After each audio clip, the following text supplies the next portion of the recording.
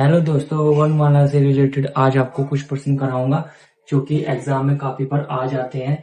इससे रिलेटेड एक दो क्वेश्चन एग्जाम में जरूर बनते हैं, क्योंकि पुलिस में तो जरूर बनेंगे। तो ठीक है, पढ़ते हैं आज हम वर्णमाला वर्णमाला के कुछ व्यंजन और स्वर के बारे में। मूल दीर्घ स्वर नहीं है, इसमें पूछा गया है मूल दीर्घ स्वर नहीं है। तो इसमें मूल दीर्घ स्वर कौन सा नहीं है? तो वो हमारा मूल दीर्घ स्वर नहीं है। ठीक है, तो ये करेक्ट बिल्कुल सही हो जाएगा। हिंदी में ध्वनि या कितने प्रकार की होती है? इन्हें पूछा है हिंदी में ध्वनियां कितने प्रकार की होती है। तो हिंदी में जो हमारी ध्वनियां है दोस्तों, वे दो प्रकार की होती है। हिंदी में जो ध्वनियां होती है वे दो प्रकार की होती है। मात्रा के आधार पर स्वर कितने प्रकार के होते हैं? उन्होंने पूछा है मात्रा के आधार पर स्वर कितने प्रकार के होते हैं। जो हमारे दोस्तों मात्रा के आधार पर स्वर्ण पूछे जाए तो वहां पर हमारे स्वर्ण तीन प्रकार के होते हैं। मात्रा के आधार पर तीन प्रकार के होते हैं। लज्जा के आधार पर स्वर कितने प्रकार के होते हैं?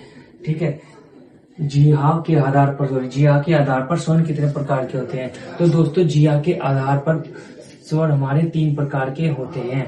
इसमें भी हमारे तीन प्रकार के होते हैं। ठीक है, आगे बढ़ते हैं। एक से अधिक वर्णों के मेल को कहते हैं। एक से अधिक वर्णों के मेल को कहते हैं। दोस्तों एक से अधिक क्या कहते हैं? एक से अधिक वर्णों के स्वर को वर्णों के मेल को कहते हैं व्यंजन। ठीक है, इसका हमारा व्यंजन हो जाएगा दोस्तों। ठीक है, ये हो जाएगा हमारा व्यंजन। आगे बढ़ते हैं। ई छ छ जय। इसमें पूछा गया है ई छी जय आदि का उच्चारण किससे है? इसमें पूछा गया हम जब इन शब्द का उच्चारण करते हैं तो किससे बोला जाता है, इसमें किससे होगा? ठीक है, तो ये जो हो जाएगा हमारा तालव्य से। ठीक है, ये हो जाएगा तालव्य से, ये हमारा इससे इसका उच्चारण होगा। ठीक है, आगे बढ़ते हैं। जिनका उच्चारण संबद्धता से होता है, जो व्यंजन के उच्चारण में सहायक होते हैं, उसे क्या कहते हैं? ठीक है, इसमें बोला गया है जिसका उच्चारण संबद्धता से होता है, जो व्यंजन के उच्चारण में सहायक होते हैं, उसे क्या कहते हैं? तो दोस्तों उसे हम स्वर कहते हैं। ये एग्जाम में रिलेटेड कुछ प्रश्न पूछे जाते हैं, इसमें एक दो रिलेटेड आते हैं, तो दोस्तों इनको आप जरूर याद करना। ठीक है, तो आगे बढ़ते हैं। निम्न में से दीर्घ स्वर नहीं है। निम्न में से दीर्घ स्वर नहीं है, इसमें पूछेगा निम्न में दीर्घ स्वर नहीं है, तो आपको बताना इनमें से दीर्घ स्वर नहीं है तो कौन सा नहीं होगा दोस्तों? बताना, निम्न में से दीर्घ स्वर नहीं है तो कौन सा नहीं है? ये हमारा नहीं है, ये दीर्घ स्वर हमारा ई बड़ी नहीं होगा। ठीक है दोस्तों, बड़ा ई बिल्कुल भी नहीं होगा। आगे बढ़ते हैं। निम्नलिखित में से अतरथ कौन सा व्यंजन है? लिखित में से अतरथ व्यंजन कौन सा है? तो आप लोगों को बताना है कौन सा है। तो दोस्तों ये हमारा व्यय हो जाएगा। ठीक है, ये नहीं है। निम्नलिखित में निम्न में से अल्प प्रणाम व्यंजन कौन सा है? निम्न में से अल्प कौन सा व्यंजन है?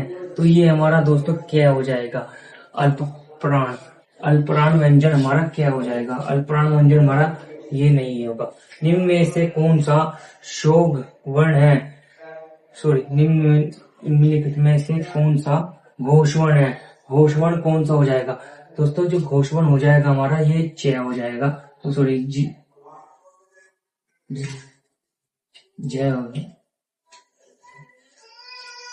हो जाएगा, ये हमारा हो जाएगा। आगे बढ़ते हैं। निम्नलिखित में से ओष्ठ्य वर्ण कौन सा है?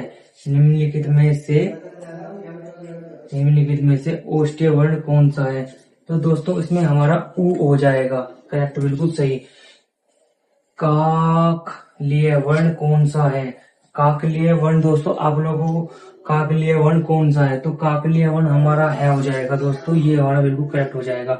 अब इसमें पूछा है यह का उच्चारण स्थान है। यह का उच्चारण स्थान है, इन्हें पूछा गया यह का उच्चारण स्थान है, यह किसके द्वारा बोला जाता है? यह का उच्चारण स्थान है, तो यह का उच्चारण स्थान क्या होगा?